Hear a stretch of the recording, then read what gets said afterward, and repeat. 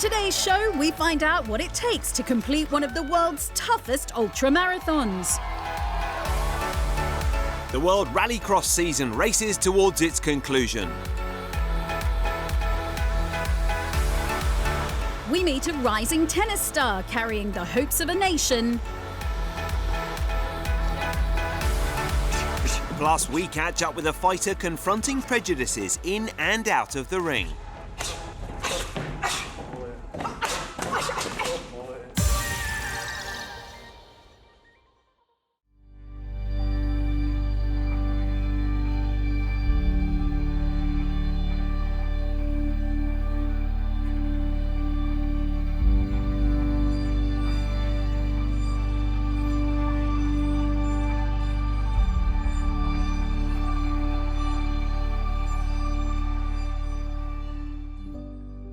Four weeks before my mom passed away, it was my 17th birthday. She demanded to be taken to the store because she wanted to buy me a birthday present. She was very sick, but she was a strong, stubborn woman, and this was going to be the last time that she celebrated one of her kids' birthdays.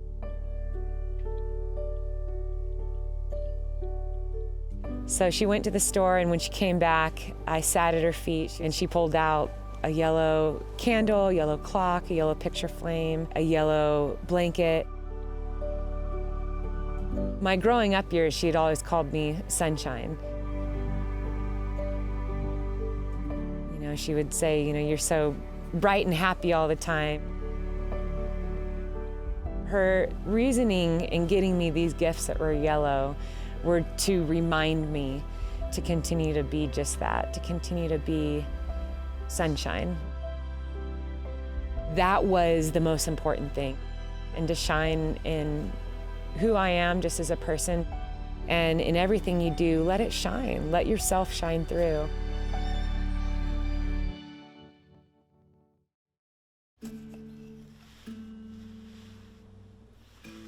Looking back on my life as a little girl, I really believed that, you know, I loved to people please. And I believed that if I could just be good enough, getting the good grades, behaving at home, being nice to my peers, that life would smooth its way out for me.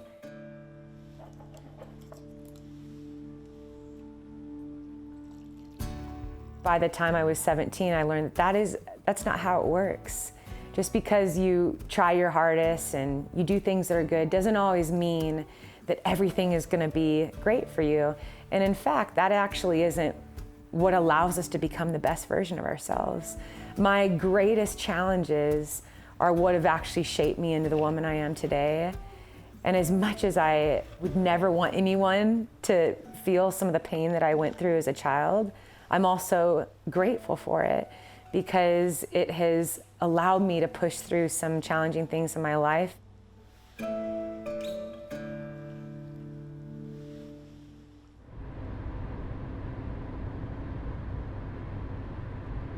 When I first heard about ultramarathons, it was just in a magazine. I had never known that these races existed. Not only that, like why people would do them. Why would you go out and run for 160 kilometers in one day? What was the draw to that?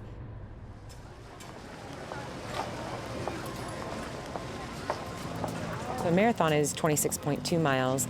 An ultramarathon is any distance beyond that. Races that could be, 27 miles to 300 miles and more.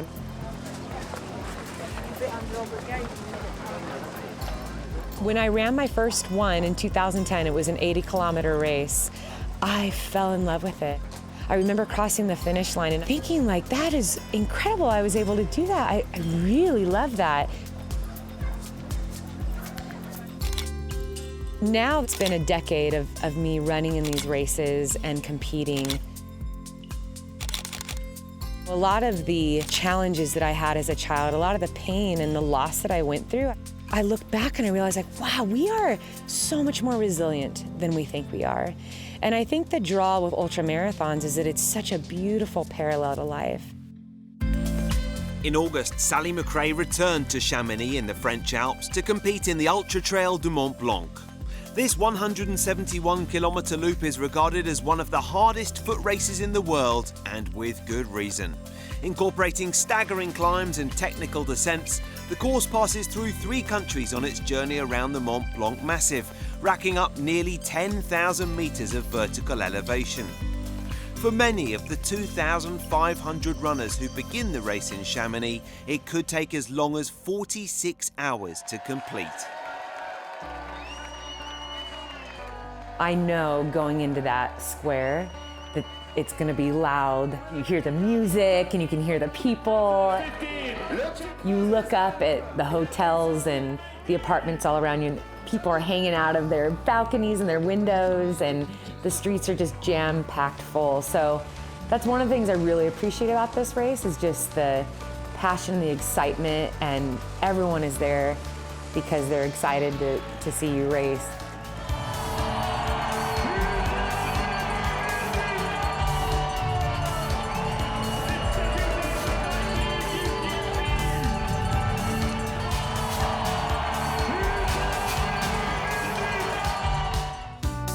After leaving Chamonix, runners first tackle the 1,700-metre ascent of Col de Vosa. Spanish runner Pau Capel took an early lead, whilst in the women's category, American Courtney Dauwalter led the charge.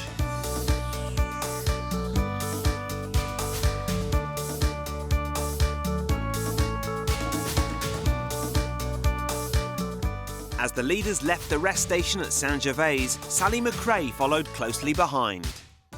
About 5 miles in, I felt really good mentally and my legs felt great.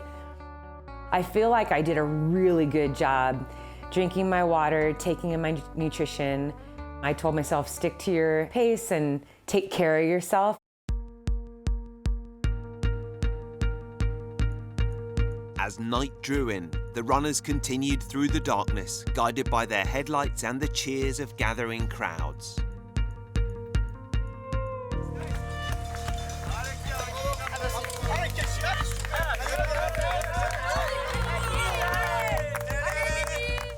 At the front of the pack, Pau Capel held the lead, followed closely by the 2018 UTMB champion Xavier Fevenard.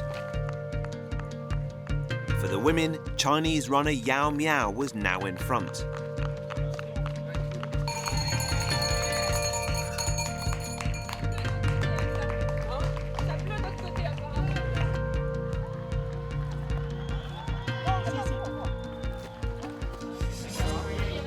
Sally McCrae was now approaching her 4th hour of running.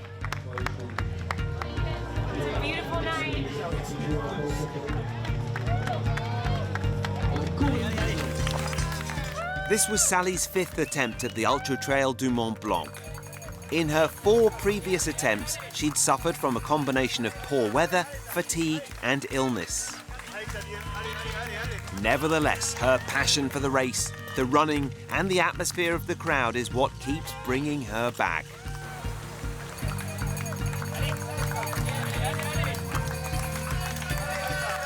It was like midnight. The trails are still lined with people. There's crowds everywhere. People are honking their horns in the street, and it's amazing. It is so exciting.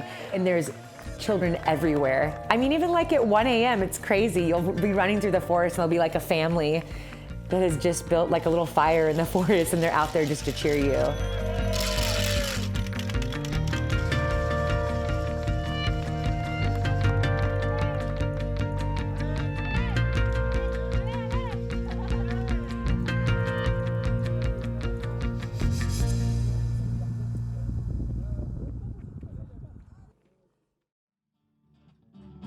Despite Sally's optimism, she suffered from dizziness and low oxygen levels throughout the night. After her descent into Italy the following day, she was forced to receive medical attention, a lengthy stop which resulted in her losing time on the rest of the field. The middle of the race, I hit a very low patch, and my body didn't feel good, my stomach didn't feel good. And then at one point, I talked to my coach and I was just like, I just feel really terrible. And I don't even know if I should, if I should continue on. And he said, yesterday, you told me no matter what that you're gonna finish. And I want you to remember how you felt last year when you didn't finish. I know you don't want to feel that again.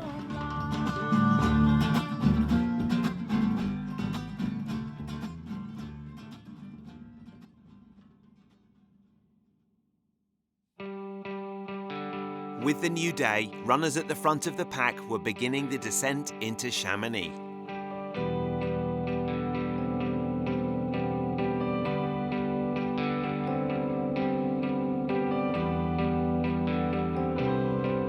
After 24 hours of continuous running, Courtney Dauwalter completed the race as the first female runner.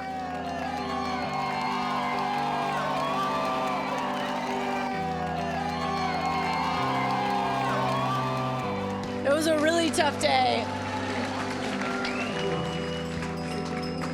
But that's why we love ultra running, right? That's why we love it. And in the men's category, it was Pau Capel who claimed his first victory in the UTMB.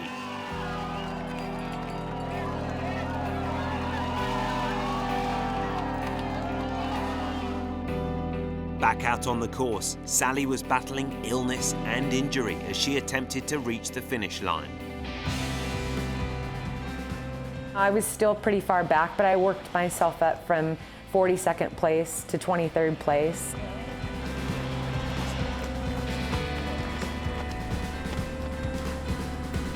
Your legs are hurting, you're tired, you just want to get to the finish. But I felt like I was actually the strongest in those last 3 climbs, and a lot of it just had to do with where my mental space was.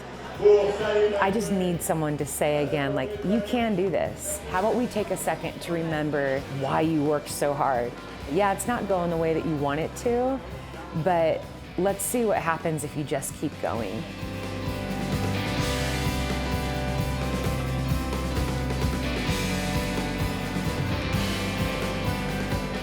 The last 2 aid stations, a bunch of my friends and teammates came out. You're amazing! Love you! Just seeing the picture of them as I'm running into the aid station, and they're just cheering for me, and they're so excited that I'm there, believing in my performance. And I thought for a minute, like, this is really why we do this.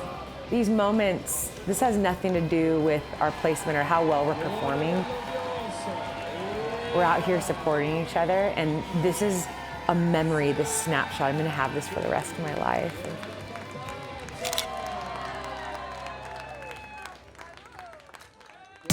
Now it's time for our sporting question.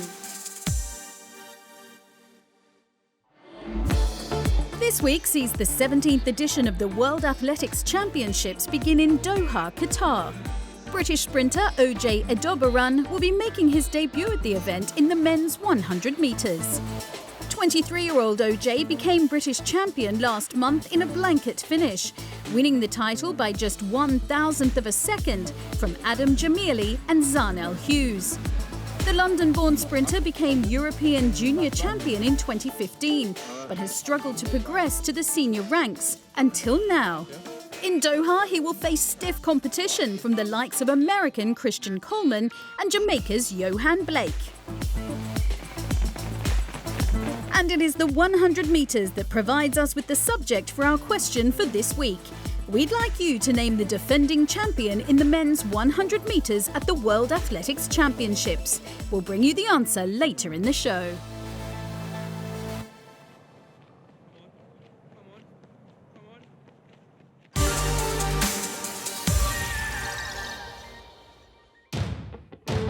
The latest round of the World Rallycross Championship took place in Loayac in France recently, where a 75,000-strong crowd turned out to see the action.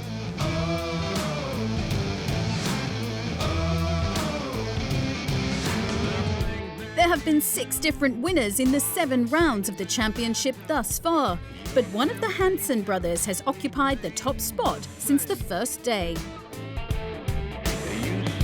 However, Andreas Bakkerud surpassed the pair to take the victory last time out in Canada.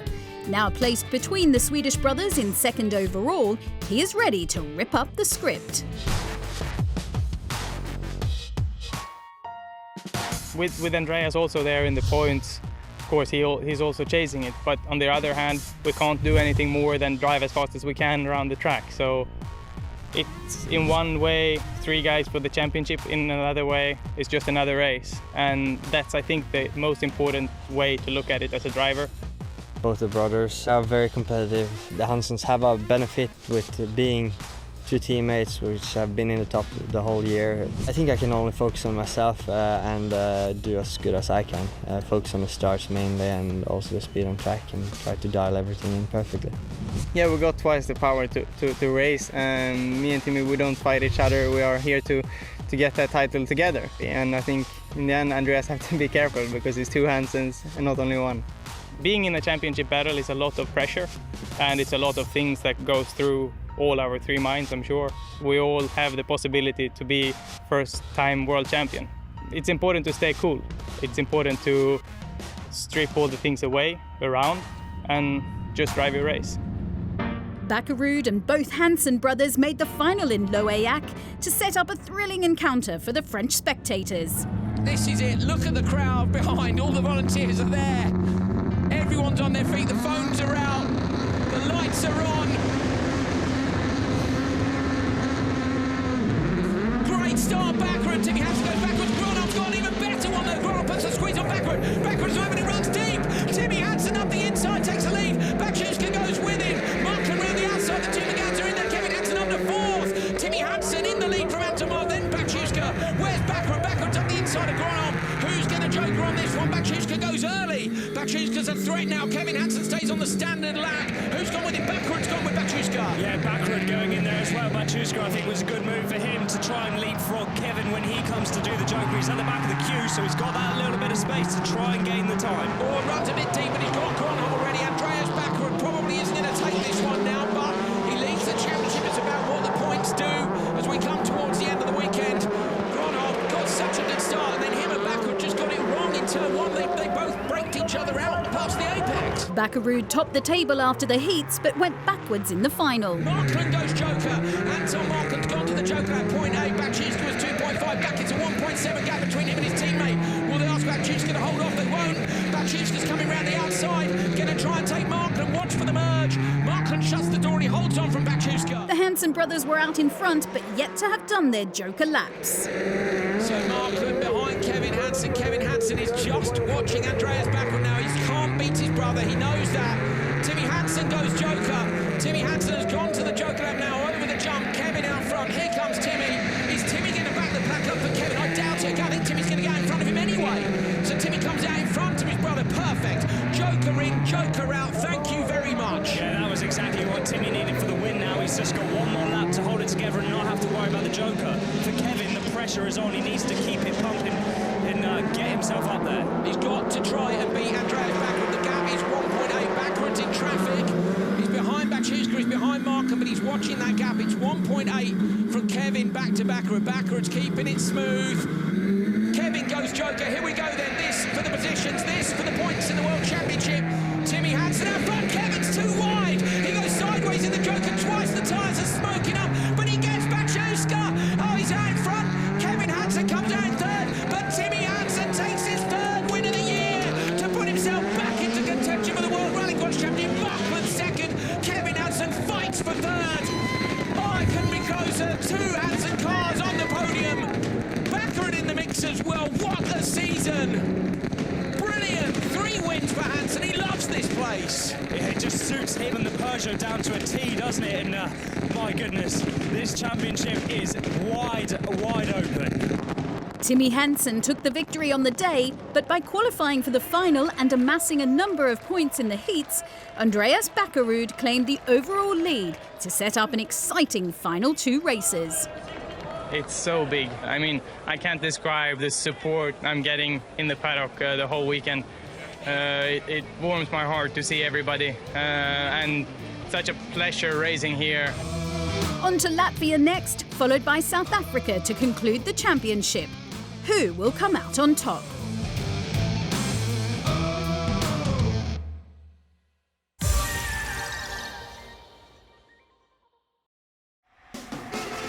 Ivo and Rui Oliveira are the rising stars of Portuguese cycling. We put the twins forward for our paddleboard challenge.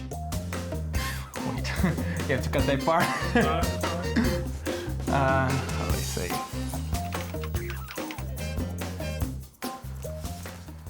Definitely me. Nah, no way.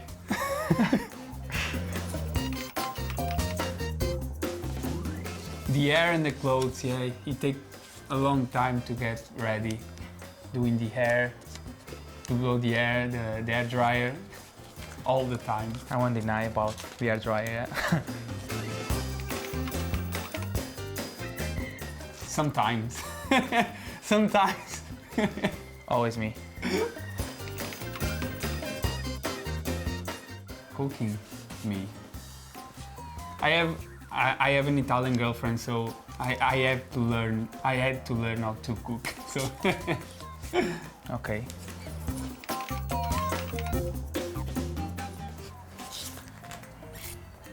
Yeah, it's more serious. Yeah, I agree. I'll say him. In school, he was... When I was in school, yeah. I took better grades than him, so I would say me. I would say both. Yeah, I would say both. We are both so competitive. Yeah, that's why we are so competitive in the races and in everything. Just in playing FIFA also, we are really competitive.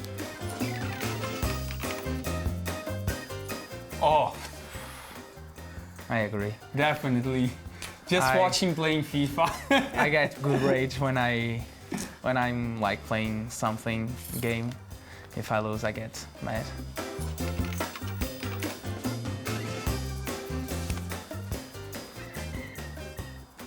I would say he's better cyclist in sprinting, and he's clever. He knows how to suffer on the race. I think sometimes I'm not as good as he is on this part, so I think I would say he for his mind. That's for sure. He used to do karaoke lessons on the computer when we were young with our classmates. Yeah. So I would say Rui, for definitely. Sure. He said everything. Although he's a bad singer, he's better than me. You know what I mean? I'm not a bad singer though. That's nonsense. I would say Rui because I've been having really bad. A good off season, and my mates told me that I was good, especially when I drink a little bit. So I would say me. Most attractive or Rui? He got a lot of girls, so I would say Rui. Nah, I'll say the opposite. We can confirm. Don't be shy, come on. Nah.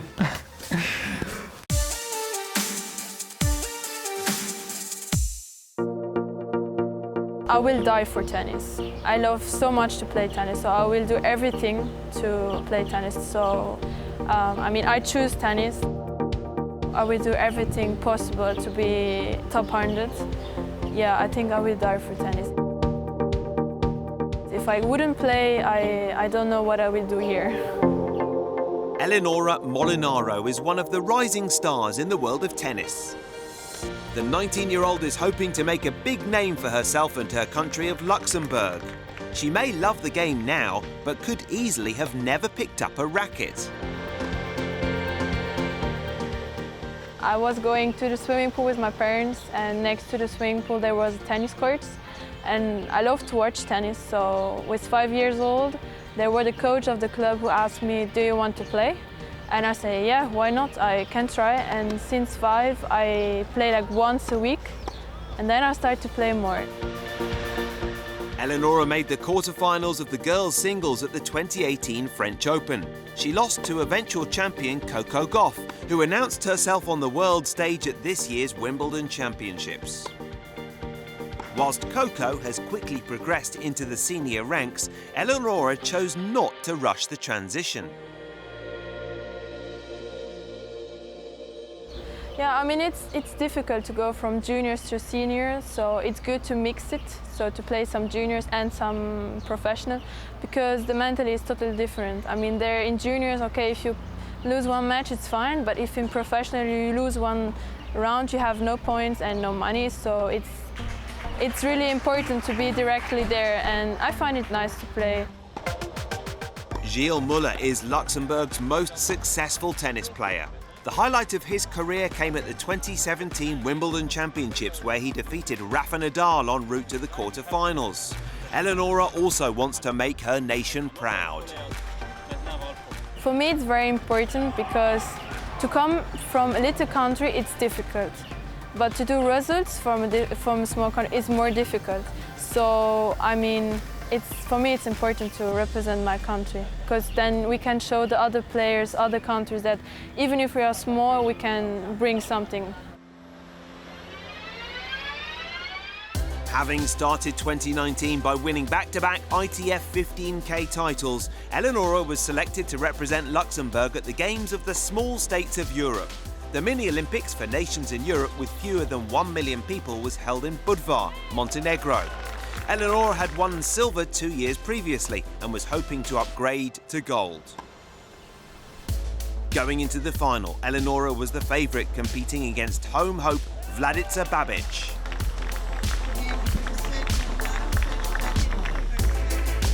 Eleonora won the first set 6-4, but couldn't convert any of the 6 match points she had in the second set.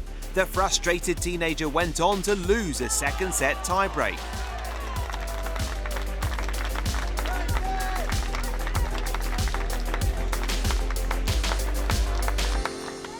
Following a closely contested third set, it was her opponent who secured a famous victory in front of the home fans.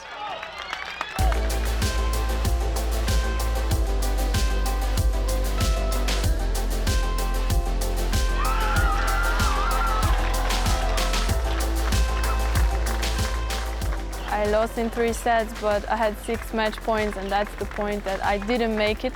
So I'm really sad about it, but I'm still happy to get a medal. I mean, silver. It's not gold that I wanted, but still it's a medal for Luxembourg, and I mean, that's important. Even if I lose, I mean, it's okay. I mean, you will learn about it, so it's good. I mean, she played very good, so yeah, I mean, it can happen.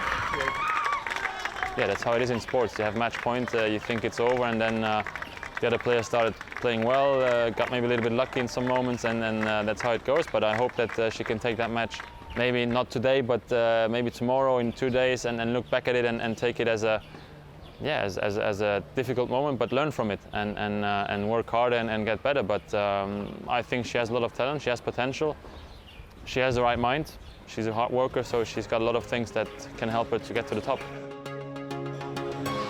Since losing the final in Montenegro, Eleonora has enjoyed some impressive results. On the clay in France, she defeated former French Open finalist Sara Irani en route to her first ITF 25K title. Her WTA ranking has risen almost 200 places. So, I mean, my motivation is to have fun on tennis. And if you play good, you will have nice countries to visit. Of course, some money for sure. And I mean, for me, it's important. I mean, to have fun for it.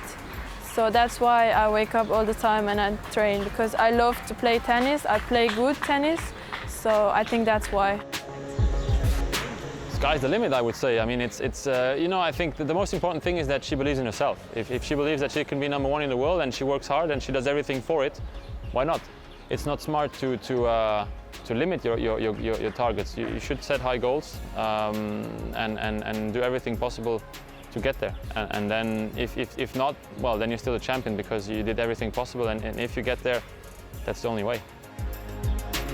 With the hopes and expectations of a small nation on her shoulders, Eleonora Molinaro is someone the people of Luxembourg will be celebrating in the years to come. My dream were to be like in top 100, to play all the Grand Slams. For sure, the dream of a little girl is to be first in the world, but I mean, a very tough work. Sure, I want to play professional, I want to live with the tennis, and I will work for it.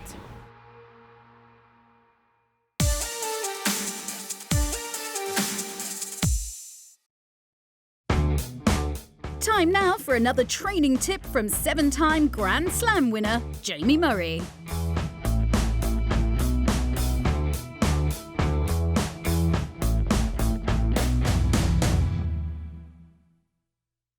Okay, so when practicing my first volley, there is 3 positions that I can do it from. Each setup requires a different amount of athleticism.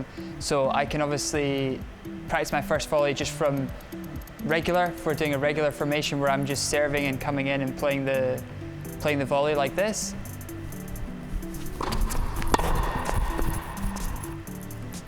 Or I can do the backhand volley starting from I formation, as if I've served from I formation. So I'm starting from here.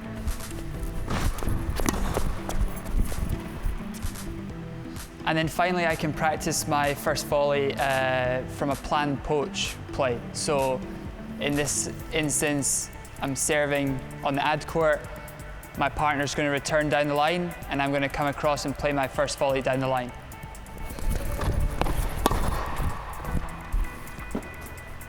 Like that. Okay, so depending on the formation that you've decided, the tactic that you're trying to implement on that point will influence a lot where you're going to target your first volley.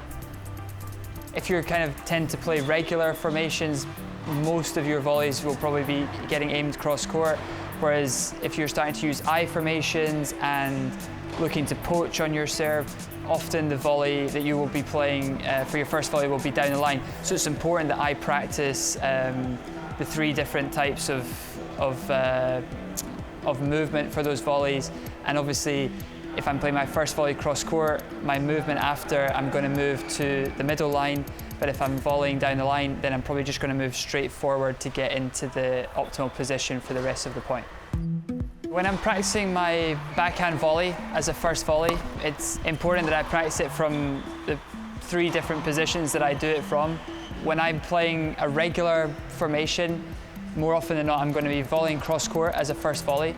So I'm going to come in here, keeping my right hand in front, down low, playing the volley, and then I'm going to cut to position here. If I'm simulating I formation or a planned poach, I'm going to come in and I'm going to play my volley down the line. So again, I'm going to come here, play down the line, and then I'm going to get to this position, and that's the ideal position for me. My partner will be in the middle for us to continue on in the point.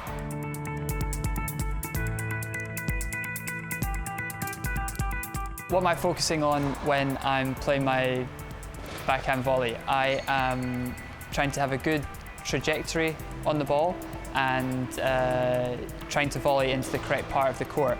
So in order to keep my trajectory consistent, I need a good stable racket head. So in order to do that, I want to be leading with my right hand in front. I want to be getting low with my outside foot, and then I want to be volleying with my leg. It's very important that I use this leg to keep the racket head stable. I don't want to be using my arm around because that's going to lead to an inconsistent contact, inconsistent trajectory. So it's important that I get down here, my arm's barely moving.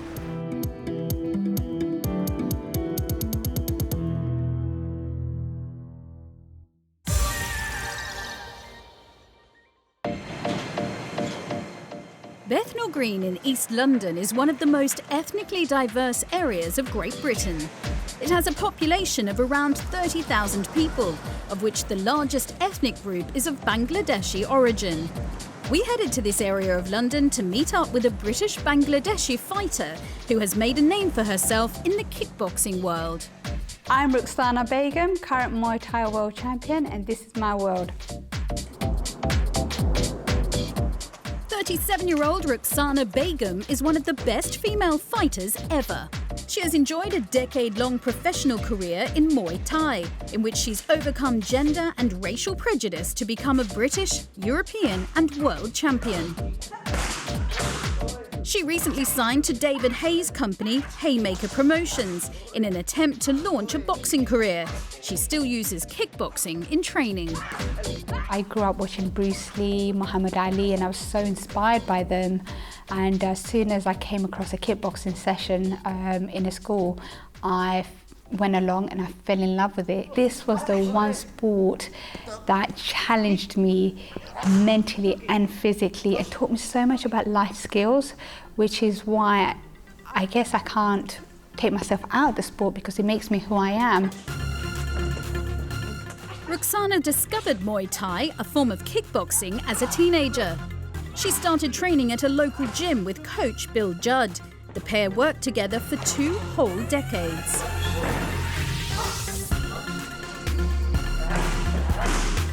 I was running a gym similar to this, okay, in East London, and full of really, I would say, hardcore fighters.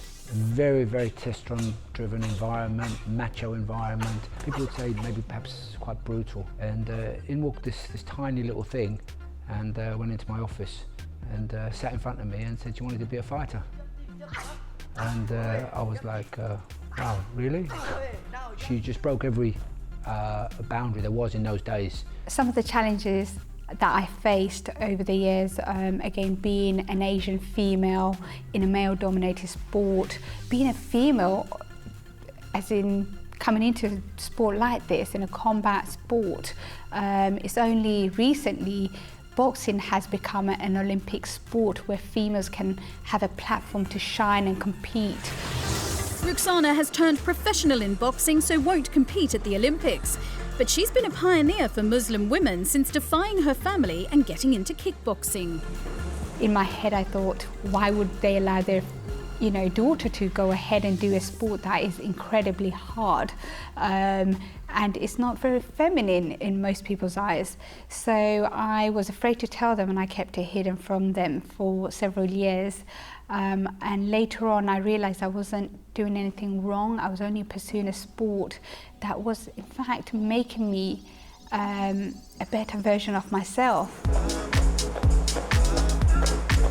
Ruqsana made her kickboxing debut in 2008 and went on to clinch the British title in her first final at a major championship. In 2011, she travelled to Latvia for the European Club Cup Championship. There, she defeated her Turkish opponent to win gold.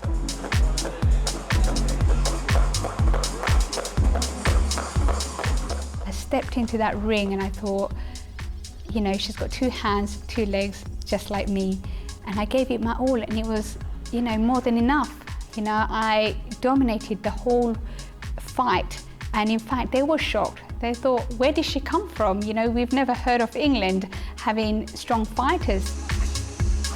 Training 6 days a week in a combat sport is a grueling process, especially for Ruqsana, who has ME, a chronic condition that affects the nervous and immune systems. In 2015, she overcame the difficulties with her illness to defeat Sweden's Susanna Salmijärvi and secure the kickboxing world title. Of course, my world title fight, where I had to get out my sick bed, where I had a fever and the ME cut in. So I didn't know if I was going to make it. I didn't know if I was going to be able to fight or if I was just going to drop or my body would just collapse. Right to that very second, I'm thinking, now call the fight off, don't do it. And she just looked at me and she said, I'm going to do this, I can do this. I believe the biggest strength when you walk into the ring that you need is your heart and willpower and mental strength, because everyone's fit. But what differentiates you from being a champion and someone who was so close to being a champion is that last push, it's that last kick, it's that last punch when you have no energy, nothing left in the tank. Ruqsana is now determined to become a boxing world champion. She's failed to win in either of her 2 professional fights to date, but she is fiercely determined. Nevertheless, she still runs a weekly women-only kickboxing class. This session was set up to facilitate for primarily Muslim women, but the number of women I get is actually mixed. I'll get 50% Western women, 50% Muslim women, and it's so fantastic to see that they all share something in common. And it's not about, you know, being Muslim or being female. It's about enjoying a sport and gaining the skills, the life skills through the sport. Agnes Ograbek is one of Ruqsana's clients. Over the past few years, they've become good friends. She's so warm and friendly and open and really, yeah, she's real. She comes across as a very honest and very genuine person. Everybody wants to kind of be associated with her and train with her and be part of the story. I guess outside the ring, I'm a typical girl. I love shoes, I love handbags, I love going to the spa. And in the ring, I'm fierce and I'm strong and I'm robust. And outside the ring, I'm quite feminine and quite delicate and shy, in fact. So I have a contrast in personality, but I love the fact that I can step into the ring and be in my element, and no one expects that from me.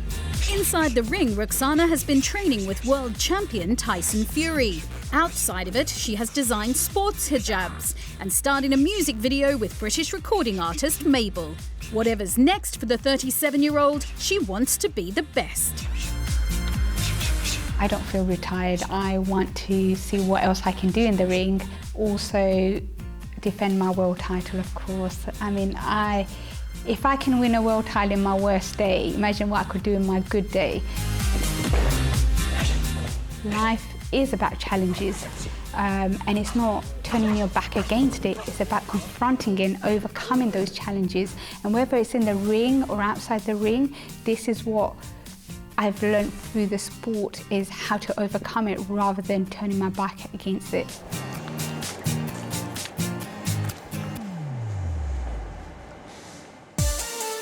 Now it's time for the answer to our sporting question. Earlier, we asked you to name the defending champion in the men's 100 metres at the World Athletics Championships. The answer is Justin Gatlin. The American won his first world title in 2003 over 60 metres, before going on to claim the 100 and 200 metre double at the World Championships back in 2005. Gatlin then had to wait 12 years before his next individual world outdoor title. In 2017, he held off compatriot Christian Coleman and world record holder Usain Bolt to win the title in London. It was the final individual race of Bolt's career, and his longtime rival Gatlin reversed the result from the 2015 final. The 37-year-old will be one of the favourites for gold in Doha this weekend, as the 2004 Olympic champion will aim to defend his 100-metre world title.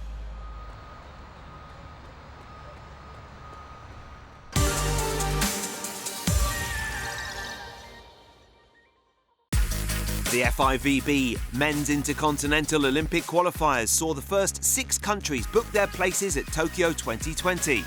24 nations competed in 6 groups, with the top team from each guaranteed a spot at next year's Olympic Games.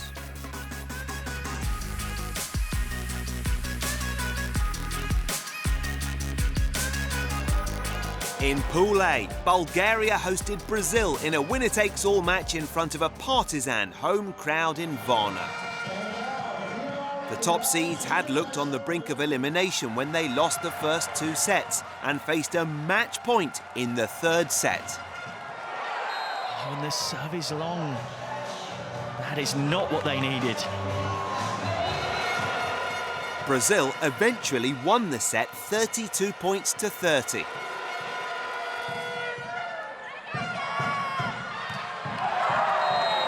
Did that get a touch? I'm not sure it did. Well, the call goes up. Brazil have taken the 3rd set. They They won the fourth before edging ahead in the first of 15 final set decider.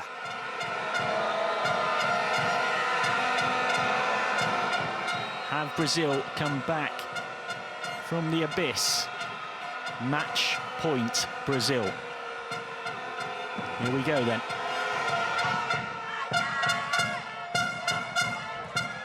It's long.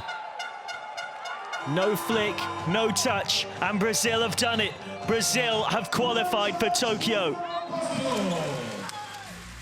The USA ensured they would be competing in Tokyo by dropping just 2 sets in Rotterdam. They defeated their Dutch hosts in the final group match to make it 3 wins out of 3. To Host. Sends it long, and the United States have done it by 25 points to 21, by 3 sets to 1. Italy also booked their place in Japan. They needed to beat Serbia in Bari to top Pool C. They did so in straight sets, much to the home crowd's delight. Second match point. Listenak on the service line. It's a great pressure serve at the time. Oh, what a swing out wide! It had to be Wadrina to bring Italy all the way to Tokyo 2020. Amazing scenes here in Bari. Italy take the game 3 sets to 0. Poland also made the most of home court advantage. Having won their opening 2 matches, they needed to win just 1 set in their final group game against Slovenia to secure top spot. They didn't have it all their own way, losing the first set before winning a tightly contested second. Serves out, and there it is, Poland get the set. They went on to win 3-1. And there it is, eventually Pancek can't go faultless, and Poland are on the plane to Tokyo. Pool E would also be decided in the final game as home side Russia took on Iran. It was the hosts that prevailed in 3 sets. This then is for a ticket to the Olympic Games. Iran to stay in the match. Ghafour on the line, but out. And Russia are going to Tokyo. China almost upset the odds on home court in Ningbo. They needed to beat Argentina in straight sets in the final group match to earn their place in Japan. Despite being ranked 13 places below Argentina, they won the first set. Argentina won the second set to dash Chinese hopes before going on to win the deciding 5th set.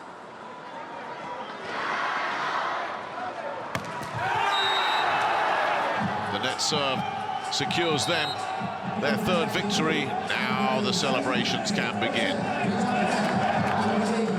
As hosts Japan get an automatic spot, the remaining 5 places will be decided in January 2020.